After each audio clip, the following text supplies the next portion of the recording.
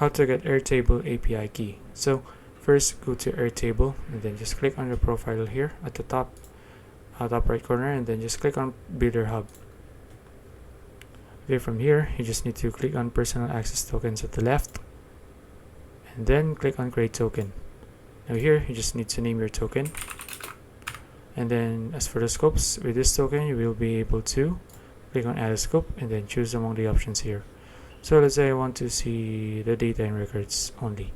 So, and then as for the access, so this token can access the following bases and workspaces. You can only grant access to bases and workspaces you have access to. Okay, now here you just click on add a base and then you can choose among the options. So I'll just say I want this token to have the access to all of my workspaces, and then just click on create token and you're done. So that's it. If you found this video useful, please like and subscribe for more videos like this. See you in the next one.